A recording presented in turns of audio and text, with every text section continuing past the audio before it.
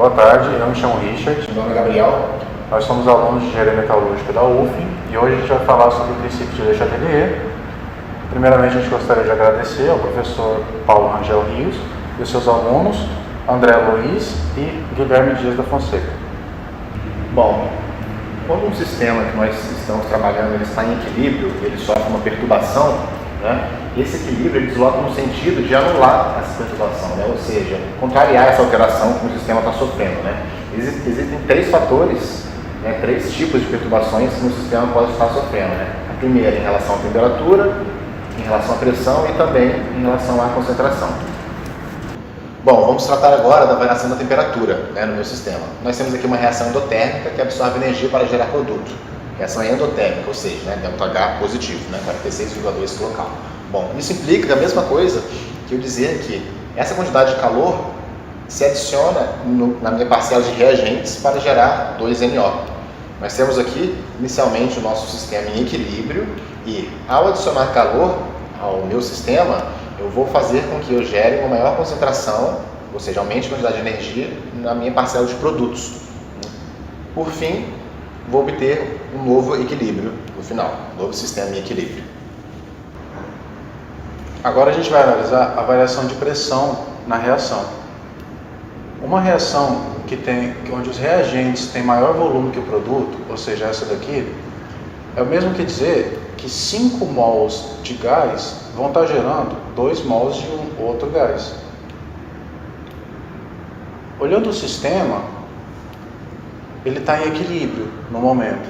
Mas, se eu diminuir o volume, ou seja, aumentar a pressão, essa reação vai tender para o lado de menor volume, para que diminua a pressão e o novo equilíbrio se estabeleça, aumentando o produto e um novo equilíbrio então se estabelecendo. Agora a gente vai analisar a variação de concentração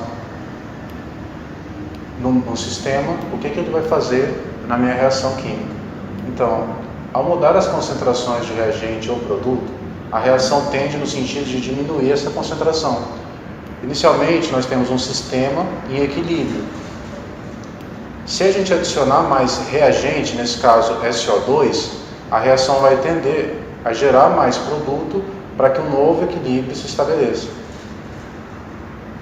A gente acabou de ver o princípio de Le Chatelier, que explica o que você espera que aconteça com uma reação diante de uma perturbação. Agora, a gente vai medir essa mudança a partir da constante de equilíbrio K, no efeito da temperatura e no efeito da pressão.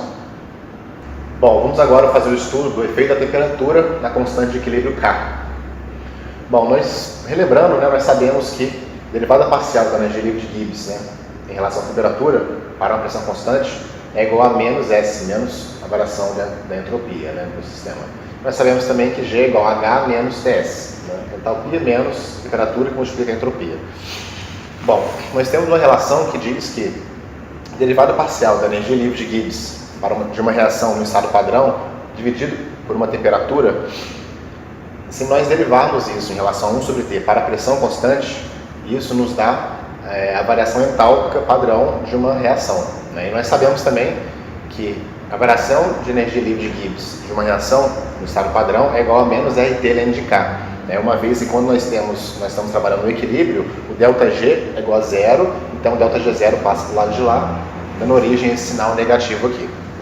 O que não implica também a equação de Van Hoff, né? Nós também sabemos aí que existe o coeficiente de Van Hoff I, mas não vamos entrar nesse detalhe, né? O interessante para nós é trabalhar com a constante de equilíbrio e a variação entálpica.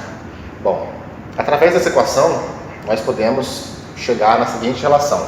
Passando dρT, fazendo a multiplicação do lado de cá, nós temos que dρ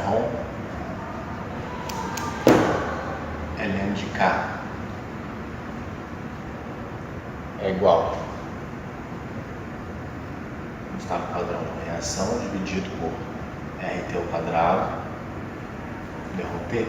Fazendo a integração dos dois lados, integral alterada, né, com limites de integração, aqui de T1 a T2 e aqui de K1 a K2,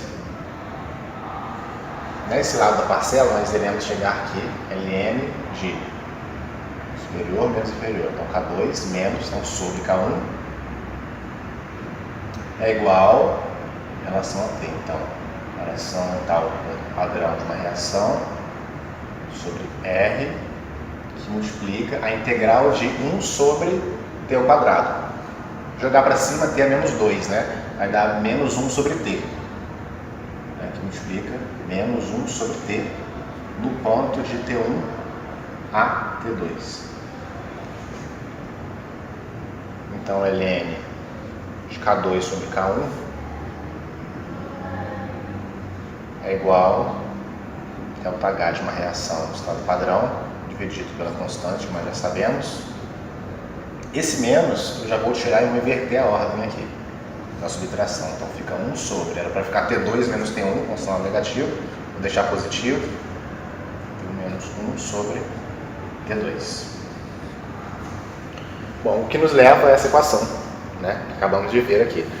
Né, foi o que o francês, né, Henri Louis Chatelier, né, já havia estudado esse caso. Né, o que implica que quanto maior, se a minha variação entálpica for maior que zero, ou seja, né, uma reação endotérmica, se T aumentar muito, K, a constante de equilíbrio, também aumenta, né, fazendo com que eu desloque para a direita da minha equação, né, para a direção dos produtos. E para o mesmo sentido, para um outro caso, se ΔH for negativo, ou seja, liberar calor, reação exotérmica, se T aumenta, então a constante de equilíbrio K diminui.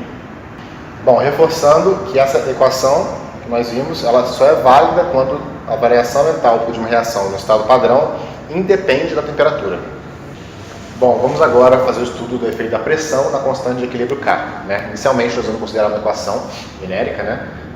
Bom, a constante de equilíbrio será a pressão parcial de m elevado a m vezes a pressão parcial de n elevado a n dividido pela pressão parcial de A elevado a alfa vezes a pressão parcial de B elevado a B, né, que são os coeficientes estequiométricos aqui em minúsculo na nossa equação. Bom, mas a pressão parcial também pode ser escrita pela fração molar de m elevado a n vezes a fração molar de n elevado a n dividido pelo mesmo para os elementos A e B, vezes a pressão total. Essa parcela aqui, nós sabemos que ela é igual a Kc. Né? E, desse modo, se a pressão total varia, as frações molares tendem a variar de modo a manter a constante de equilíbrio constante. K independe da pressão, mas se alterarmos as frações molares, a pressão varia de modo a manter K constante.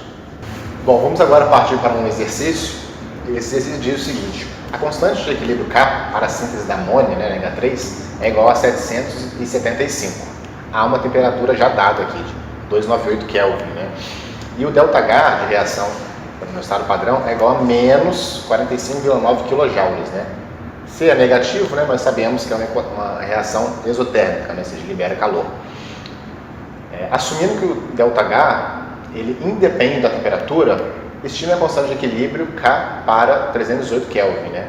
Ou seja, saiu de 298 Kelvin, estamos aumentando a temperatura e queremos determinar um novo valor de K, né? Nós temos K1, que é 775, queremos determinar K2, né? Como nós sabemos que é uma equação exotérmica e estamos aumentando a temperatura, a gente já tem uma ideia de que K vai diminuir, vai ser menor do que 775, né? Nós temos aqui a equação. Bom, utilizando essa fórmula, onde ΔH independe da temperatura, bom, a variação entálpica no estado padrão dessa reação nós já temos, que é menos 45,9 vezes 10 ao cubo, né? O R é constante, nós já sabemos, que é 8,314. Temperatura T1, já em Kelvin, né? 298 Kelvin. Temperatura T2, 318 Kelvin. ln de K2 sobre K1. K1, no CELD já nos forneceu, que é 775. Né? Então, essa parcela, fazendo ln de Euler, né? Então Euler elevado a toda essa parcela, vai dar um valor que, ao multiplicar por K1, que é 775, iremos encontrar uma constante de equilíbrio K2 para 318 Kelvin igual a 241,7. Conforme previsto, né? Ela diminuiu conforme T aumentou para uma reação exotérmica.